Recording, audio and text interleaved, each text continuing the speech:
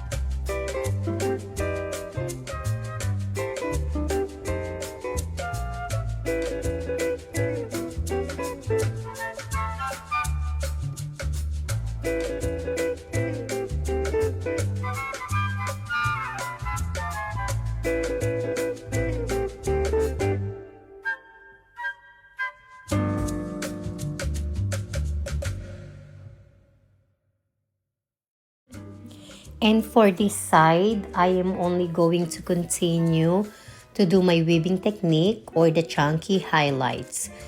And then I'm going to place the foil. And for this one, I mix lightener powder with 20 volume developer. And then I'm going to continue my slicing chunky highlights until I finish every hair. And then after that, I am going to wash the hair with the purple shampoo, and I'm going to leave this for about 35 to 40 minutes before I wash the hair.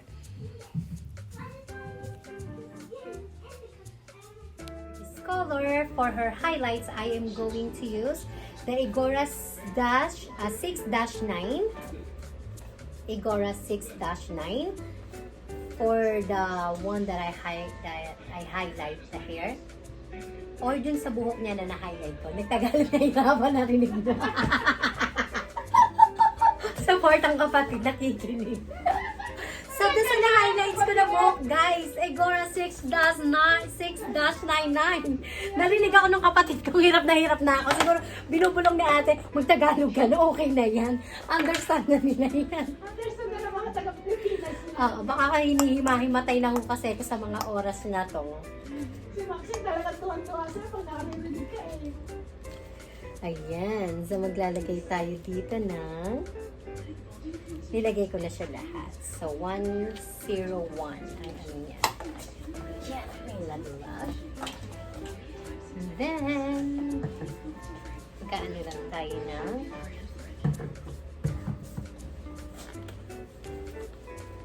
$103 din dapat ang ating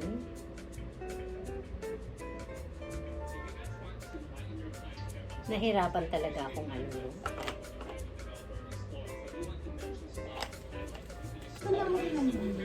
Yes. So, wala na si Gray. Di-deposit na natin si Cora. Nakalimutan ko isara. Ano baka may aswang na dumaan dyan? Sara na natin.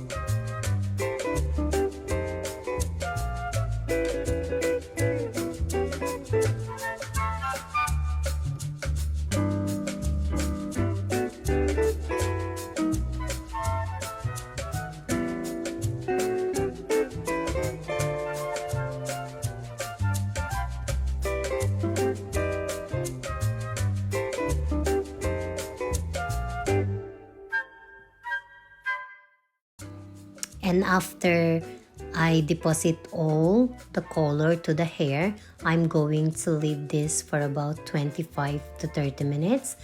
And then I'm about to wash and blow dry the hair.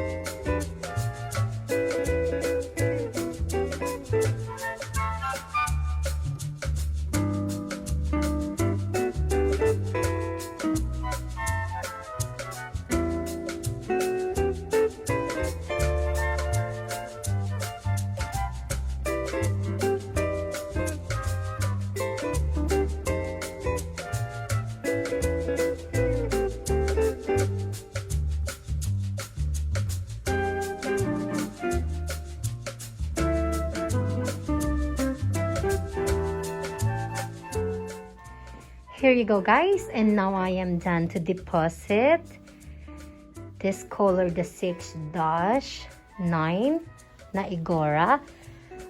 So as you could see, yung hinighlight ko kanina, dun ko lang dineposit yung parang light purple. So here you go. And thank you guys so much for watching, and I hope you guys like it. Please do not forget to subscribe, like, and view, and comment below to my YouTube channel for more support and love for me. Salamat kaayo!